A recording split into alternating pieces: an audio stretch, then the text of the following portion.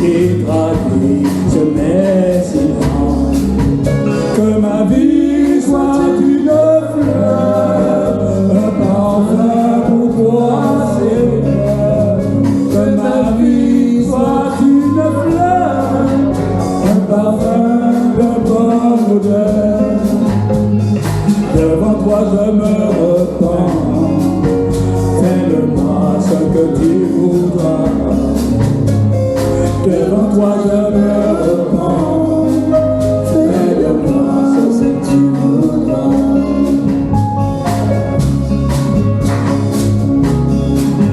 Comme l'argile devant le potier, donne-moi la forme qui te plaît.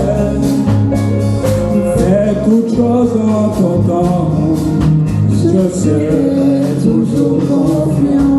Oh Seigneur, Seigneur, observe mes voies, garde-moi près de ta gloire.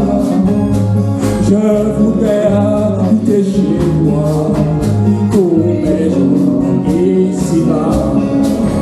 Que ma vie soit une fleur, un parfum pour toi, Seigneur. Mon frère a dit, mon gars dans la religion. On fait 18 ans enfant de cœur. Mon gars dans la religion. Mon gars m'a dit, témoin Jéhovah. Pareil, puis Dieu m'a fait mentir Jéhovah. Et puis m'a rejoint un camarade. Nous avons dans toute boîte de nuit ensemble. C'est un pasteur maintenant. Il m'a dit une nouvelle monde. Je vais raconter. Mais moi, dans l'église, je vais raconter ça. L'église, je ne peux pas aider. Mais frère, je vais venir quand même aider. Frère, je souhaite point en l'estomac. C'est pour jouer un petit peu pour faire notre chemin. Mais moi, cadeau, voyons, joue un petit peu pour faire des voix.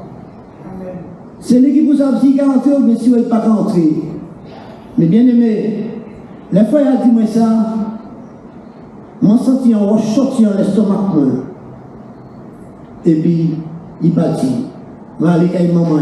Maman dit pardon, maman dit maman pardon aussi. Et puis, je vais cheminer. Je vais cheminer.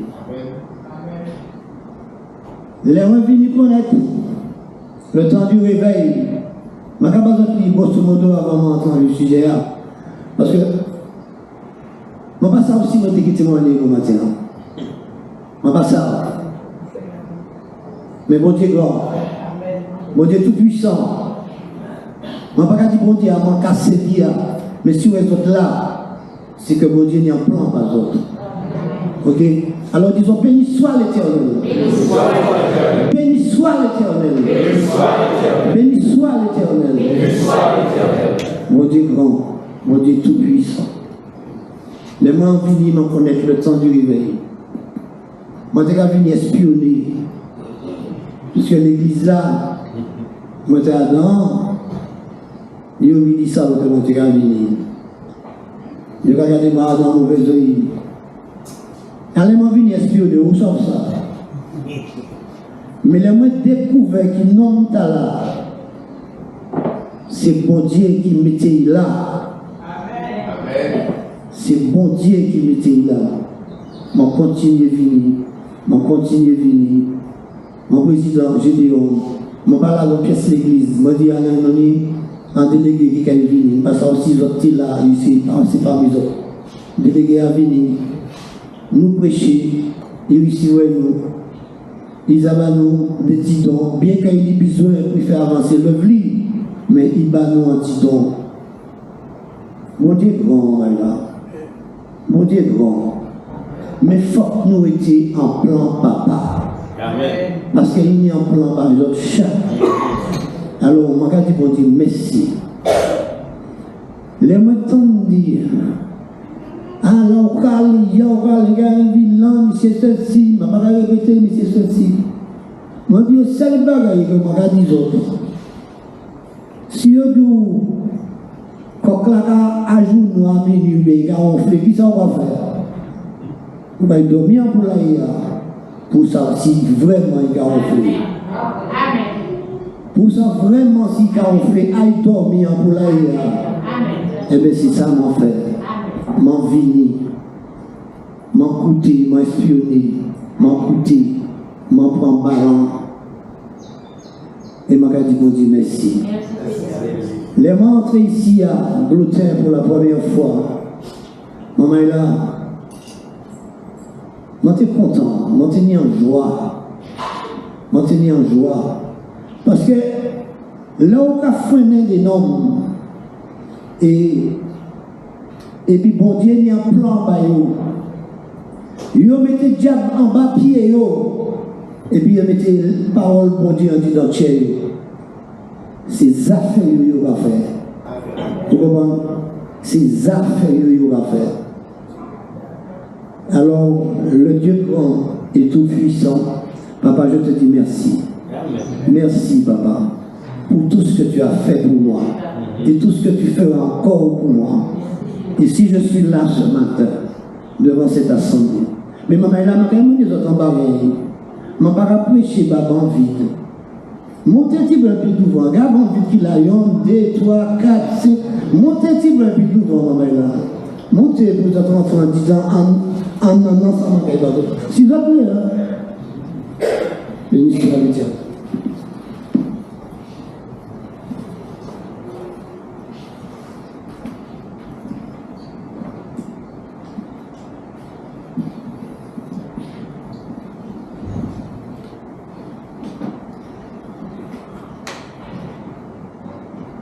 Avant d'entrer à l'antique prédication, nous avons lu 1 Jean 4, verset 9.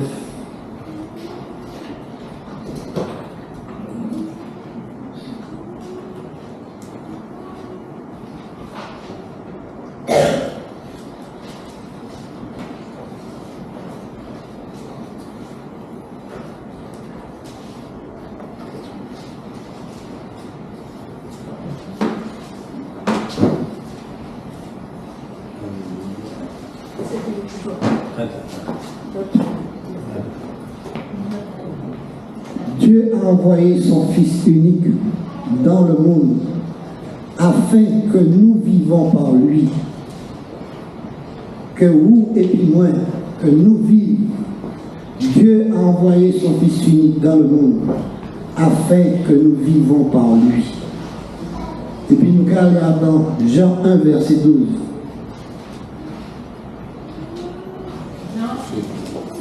Jean 1, verset 12.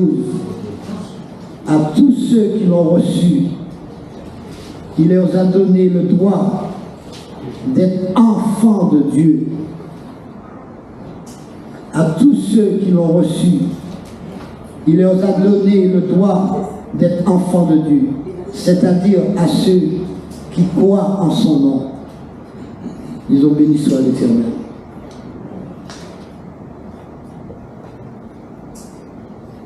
Bon matin, je vais partager l'épisode Servir Dieu. Alléluia. Comme si Alain Villan a fait.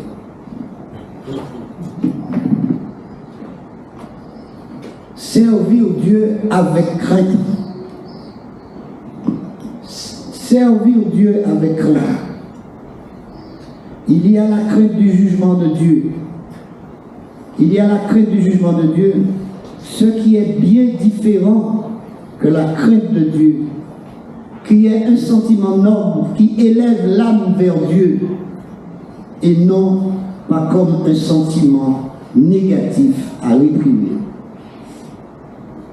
Servir Dieu ne peut pas se faire n'importe comment à la légère.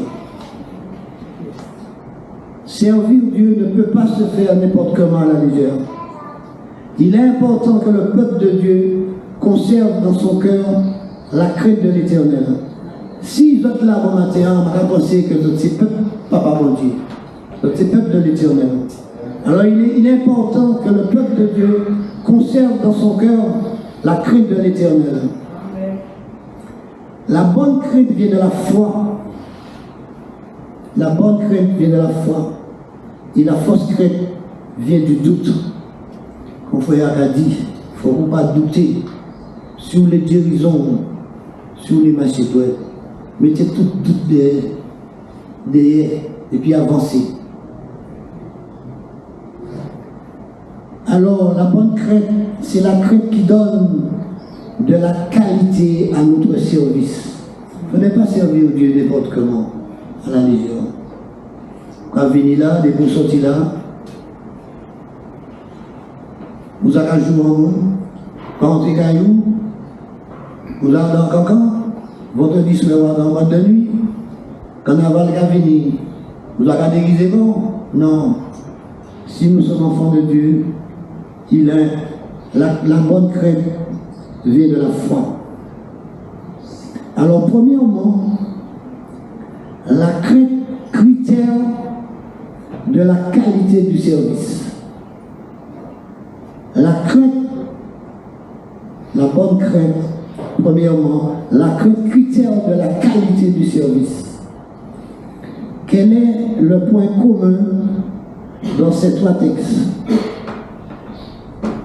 Exode chapitre 18, 21, Somme 2, verset 11, Hébreux 12, verset 29. Exode 12, 18, 21 nous dit: choisis parmi le peuple des hommes capables. Écoutez, des hommes capables, craignant Dieu, des hommes intègres, ennemis de la cupidité. Établis-les sur eux comme chefs de 10 000, chefs de 100, de 50 et chefs de 10. Exode 18, 21. Choisis parmi tout le peuple des hommes capables, craignant Dieu, des hommes intègres, ennemis de la cupidité. Établis-les comme chefs de 10 000, de 100, de 50 et de 10. Et le Somme 2, verset 11 nous dit: servez l'Éternel avec crainte. Alléluia. Servez l'Éternel avec crainte.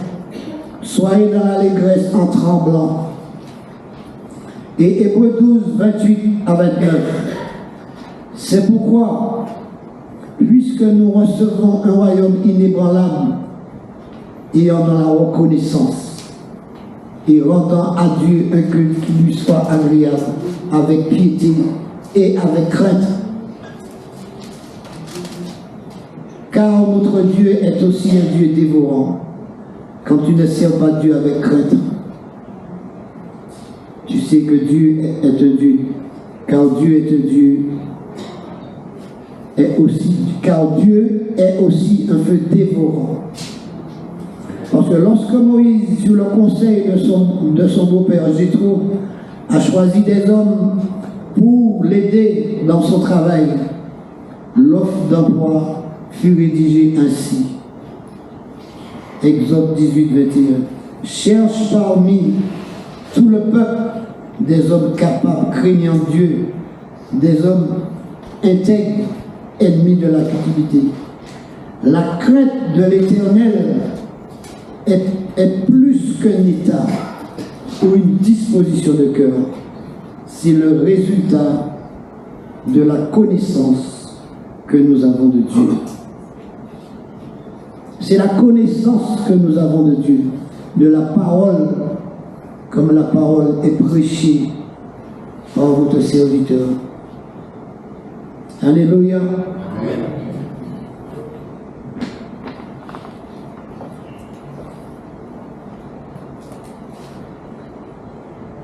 Certaines craintes doivent nous inspirer à plus de qualité dans notre service. Elle est la garantie, qualité de ce que nous produirons pour Dieu.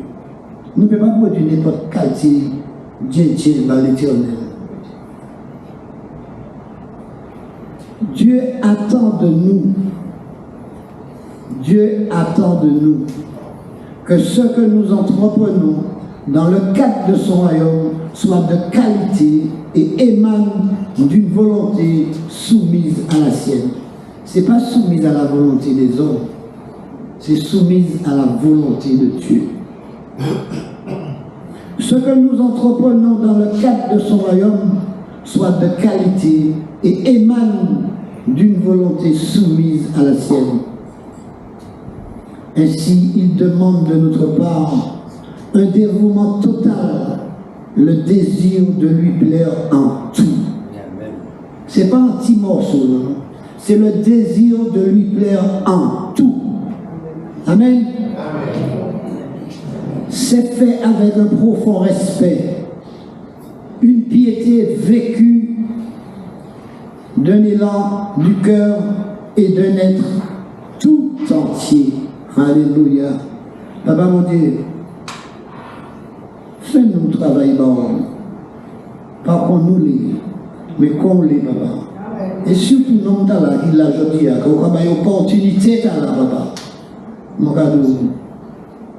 Fais-moi, papa. Au nom de Jésus.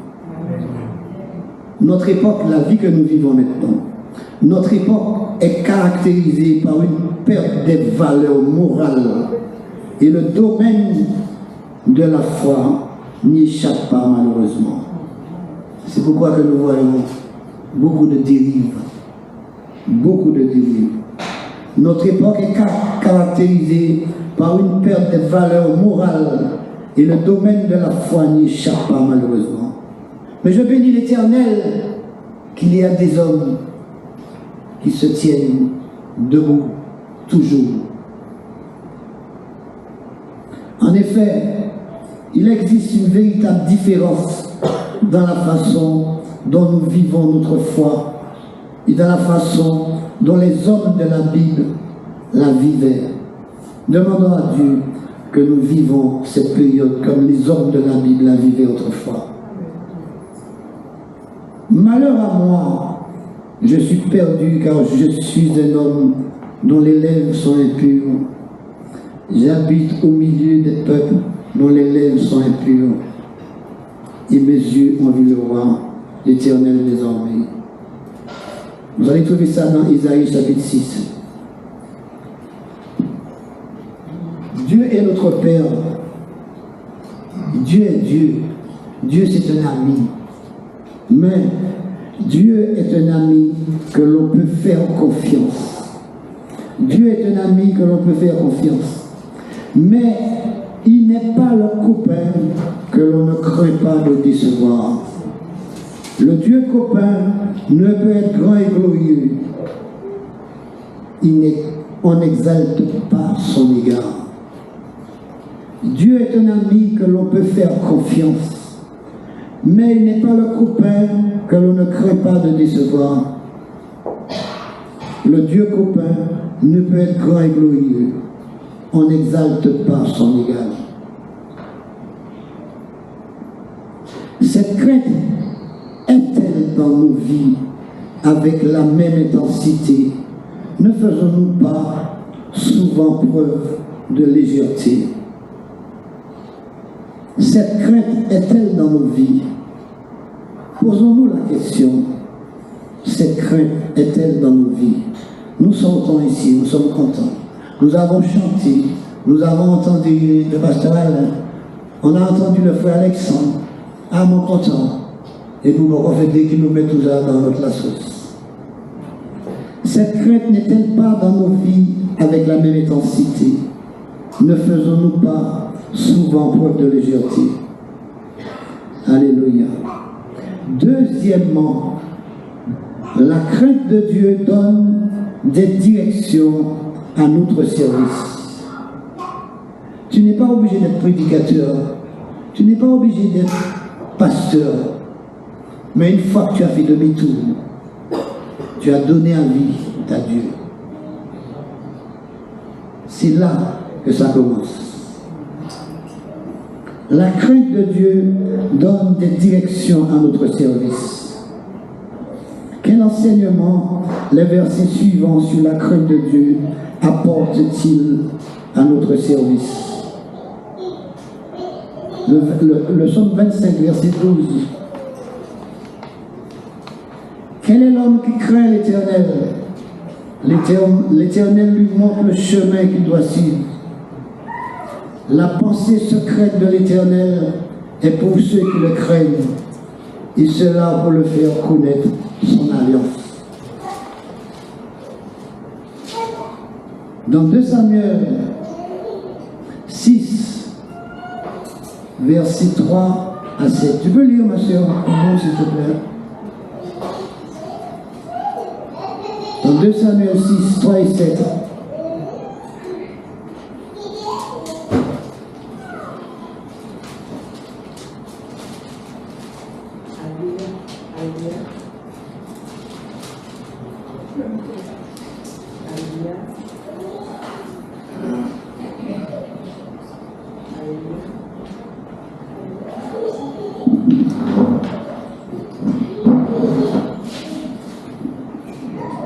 Samuel 6, verset 3.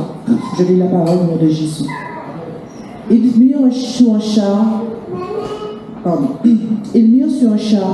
neuf l'arche de Dieu et l'emportèrent de la maison d'Abinadab sur la colline. Uza et Abjo, fils d'Abinadab, conduisaient le char neuf. Verset 4.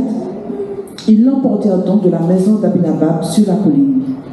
Uza marchait à côté de l'arche de Dieu, et Abjo allait devant l'arche. Jusqu'à combien? Jusqu'au verset 7. Verset 7? Jusqu'au verset 7. Ah, jusqu'au verset 7, d'accord. Verset 5. David et toute la maison d'Israël jouant devant l'Éternel de toutes sortes d'instruments, de bois de cyprès, des arbres, des luttes, des tambourins, des cythres et des cymbales. Lorsqu'ils furent arrivés à l'ère de Nacon, Uza étendit la main vers l'arche de Dieu et la saisit, parce que les bœufs la faisaient pencher. La colère de l'Éternel s'enflamma contre Uza, et Dieu le frappa sur place à cause de sa faute. Uza mourut là, près de l'arche de Dieu. Alléluia. Ils n'ont pas respecté. Ils mirent l'arche de Dieu sur un char neuf. Ils l'emportèrent de la maison d'Aminadab, qui est sur la colline. Uza et Achur, fils d'Abinadab, conduisaient le char neuf. Ils l'emportèrent dans la maison d'Abinadab, qui est sur la colline. Uza marchait à côté de l'arche de Dieu, et Shaul allait devant l'arche. David et toute la maison d'Israël jouaient devant l'Éternel sur toutes sortes d'instruments de bois, de cyprès et sur des arbres, des luttes, des tambourins, des cythres et des cymbales. Lorsqu'ils furent arrivés à l'ère de Nacon, Uza étendit la main vers l'arche de Dieu. Il a saisi parce que les bœufs allaient glisser. La colère de l'Éternel s'enflamma contre Uza et Dieu le frappa à cause de ce sacrilège. Uza mourut là près de l'arche de Dieu. Les sacrificateurs étaient le seul habilité à porter l'arche sur leurs épaules. Vous voyez, lorsqu'ils n'ont pas respecté la crainte, les sacrificateurs étaient appelés à porter l'arche sur leurs épaules. On construit un chariot sur l'arche, fut placé. On eût mieux fait sans doute de le mettre sur les épaules des Lévites selon la loi. Ils n'ont pas obéi, ils n'ont pas suivi la crainte de Dieu. C'est pour nous aujourd'hui qui sommes là aujourd'hui. C'est pour nous, c'est la parole qui continue. Et cette parole, elle n'a pas de fin. Et elle n'aura pas de fin. Les sacrificateurs étaient les seuls habilités à porter l'arche sur leurs épaules. On construisit un chariot sur lequel l'arche fut placée. On eût mieux fait sans doute de les mettre sur les épaules des Lévites, selon la loi. Perdre la crainte de Dieu, c'est sortir de son autorité. Perdre la crainte de Dieu, c'est sortir de son autorité. Et cela revient à ne plus avoir de vision et de direction. Regardez un exemple bien simple. On connaît le temps du réveil, c'est pas en bas. Appris, qui m'ont dit, gâchette. Si frère a parti de direction, maman est là, nous pas de assis là, je dis. Disons béni soit l'Éternel. Disons béni soit l'Éternel. Comment qui vont dire béni? Alléluia. Qui vont dire béni. Pourquoi pas encore? Pourquoi pas encore un frère? Parce que pas au seulement. Pas au seulement. Je vais vous témoigner ici tout à l'heure. Perdre la crainte de Dieu, c'est sortir de son autorité et cela revient à ne plus avoir de vision, de direction.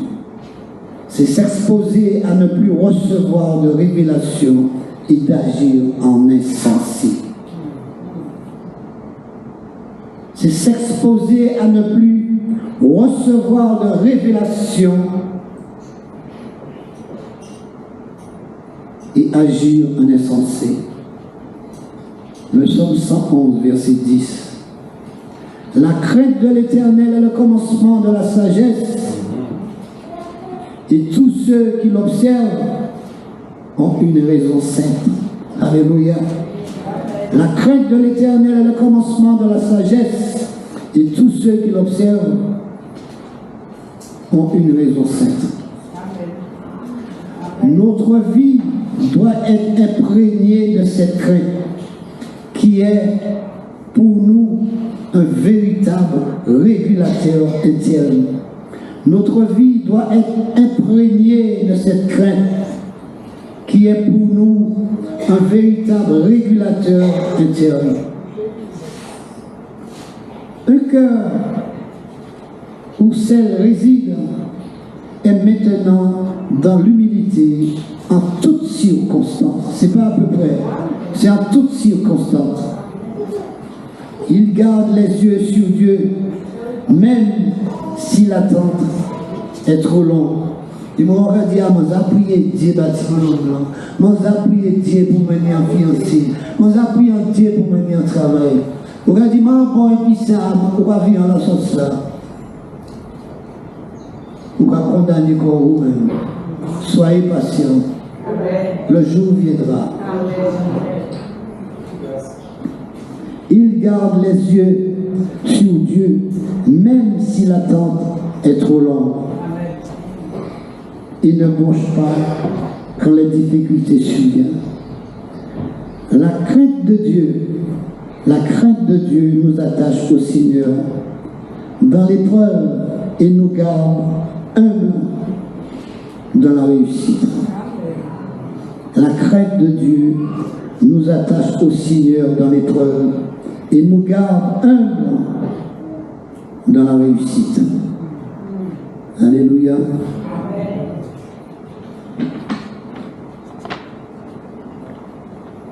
La crainte de Dieu m'empêche d'agir par moi-même, d'entreprendre sans Dieu. La crainte de Dieu m'empêche d'agir par moi-même, d'entreprendre sans Dieu. Mais la bonne volonté au service de Dieu n'est pas suffisante. Mais la bonne volonté au service de Dieu n'est pas suffisante. Agir sans Dieu revient à un acte d'orgueil qui déplaît profondément au Seigneur. Dis-moi Dieu, préservez-nous. La crainte de Dieu m'empêche d'agir par moi-même, d'entreprendre sans Dieu. Agir sans Dieu revient à un acte d'orgueil qui déplaît profondément au Seigneur. Dans 2 Samuel 6, 3 à 7, il ne suffit pas de se réjouir devant Dieu comme le faisait David dans ce texte, mais il faut servir Dieu comme il le désire. David était qu'à danser, il était qu'à chanter, tambourin, Non, mais c'est pas ça qu'on est demandé. Il ne suffit pas de se réjouir devant Dieu comme le faisait David dans ce texte. Mais il faut servir Dieu comme il le désire. Ici, l'arche de l'Éternel est portée sur un char, alors qu'il aurait dû être avec des barres. Exode 37. Vous allez lire ça chez vous. 37. Dieu est saint. On ne peut le servir sans respecter ses lois. Dieu est saint. On ne peut le servir sans respecter ses lois.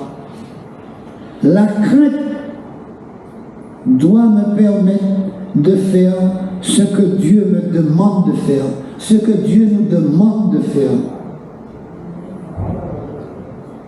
La crainte doit nous permettre de faire ce que Dieu nous demande.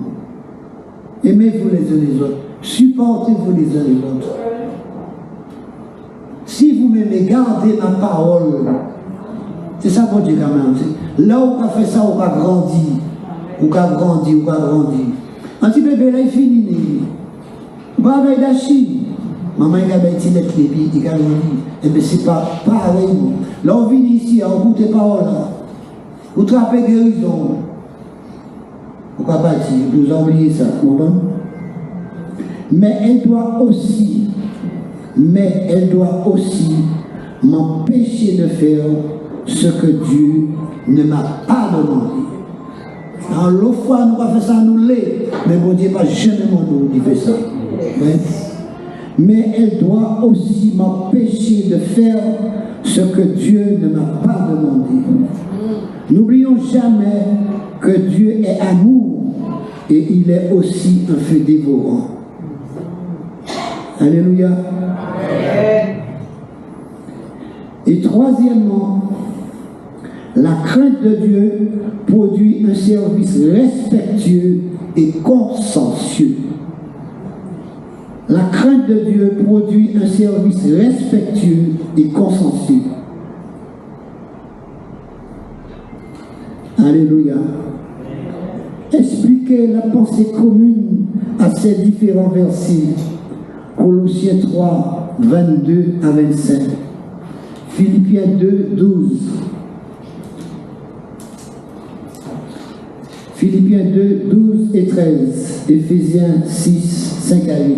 Tu peux lire, ma soeur, mon nom, s'il te plaît. On va lire d'abord, expliquer les pensées communes des différents versets.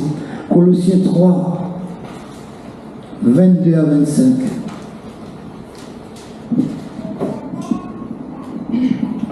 Colossiens 3, verset 22.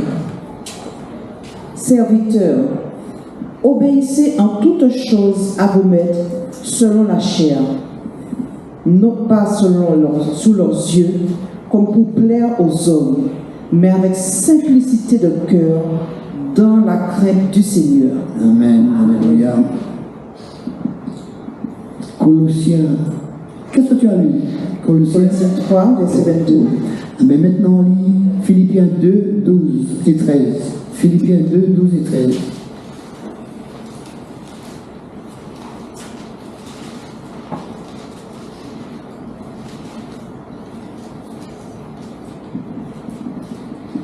Philippiens 2, verset 12. Ainsi, mes bien-aimés, comme vous avez toujours obéi, travaillez à votre salut avec crainte et tremblement. Amen. Non seulement comme en ma présence, mais bien plus forte encore maintenant, car je suis absent. Verset 13. Car c'est Dieu qui produit en vous le vouloir et le faire selon son bon plaisir. Amen. Amen. Amen. Et puis, Éphésiens, chapitre 6, versets 5 et 8. Éphésiens 6, versets 5 à 8.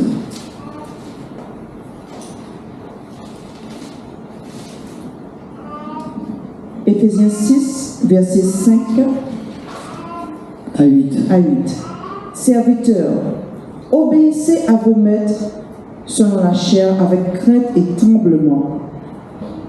dans la simplicité de votre cœur comme à Christ, non pas seulement sur leurs yeux, comme pour plaire aux hommes, mais comme des serviteurs de Christ qui font de bon cœur la volonté de Dieu. Servez-les avec empressement, comme servant le Seigneur et non des hommes. Verset 8. Sachant que chacun soit esclave, soit libre, recevra du Seigneur selon ce qu'il aura fait de bien. Amen. Amen. Amen. Voyons, les 3 fois on trouve l'idée de crainte dans le service. Les 3 fois on trouve l'idée de crainte dans le service. La pensée de service, la pensée de servir, non pour plaire aux hommes, mais pour plaire à Dieu. Le respect c'est parmi les qualités principales et nécessaires au service devant Dieu. Dieu y est très attaché. Dieu aime le service carré. Il parlait à demi. Il est carré. Si on va manger, il va ni seul, il va ni seul. Mais Dieu aime les choses carrées. Travailler consciencieusement, alléluia. Travailler consciencieusement, c'est limiter les erreurs. Alléluia. Travailler consciencieusement, c'est limiter les erreurs. Donner de la qualité à notre travail et enfin tirer d'une satisfaction de l'œuvre accomplie. Les montres ici, pour première fois, mon Dieu permet qu'ils m'ont rencontré madame pasteur à l'entrée. M'a dit félicitations. Félicitations pour chef-d'œuvre Tala. M'a dit merci pour petit chapelle là, papa. Excusez-moi de dire ça à papa. Merci. Il n'est pas aussi grand qu'il en bas. Il n'est pas aussi grand. Mais il est plus belle. Donner de la qualité à notre travail et enfin de tirer une satisfaction dans l'œuvre à accomplir. Alléluia. Béni soit le nom du Seigneur. Alléluia.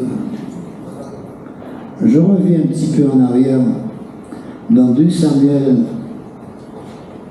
6 et 7, il ne suffit pas de se réjouir devant Dieu comme le faisait David dans ce texte, mais il faut servir Dieu comme il le disait. Parce que l'arche était fait pour porter sur l'épaule des Lévites. Mais les hommes ont voulu aller trop vite. Ils ont fait un chariot. Et puis la crainte doit me permettre de faire ce que Dieu me demande.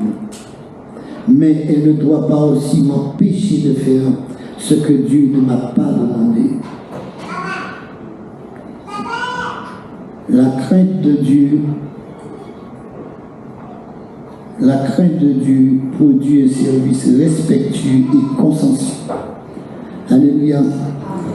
Et travailler consciencieusement, c'est limiter les erreurs, donner de la qualité à notre service et afin tirer une satisfaction dans l'œuvre accomplie.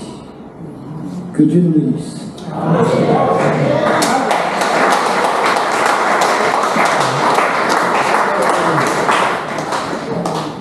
Alléluia. Est-ce que ça t'a fait du bien? Est-ce qu'on comprend que nous travaillons dans simplicité vers le Seigneur et puis efficacité? C'est oui. Regarde. C'est oui.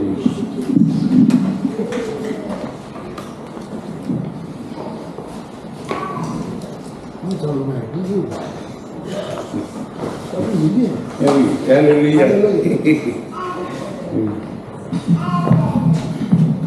Alors, vous m'avez entendu qui m'a dit pour nous travailler. Puis je dis à mes pour travailler pour une bonne santé, nous. Pour tout, m'a dit pour Dieu, ça y est, mettez à tout côté là-bas, nous. Et c'est pour ça, le jeudi, nous donne parole là, nous allons passer à l'action.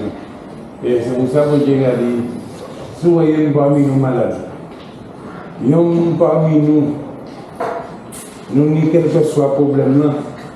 Alors, oui, déjà, aller à un docteur, je ne vais pas le médecin en bas. Et pour nous connaître cette parole-là, quoi faire demi-tour, on dit dans la parole. Au cas où il faut Jésus-Christ. Il faut Jésus-Christ, c'est Jacques. Vous déposez le micro. Et nous allons travailler.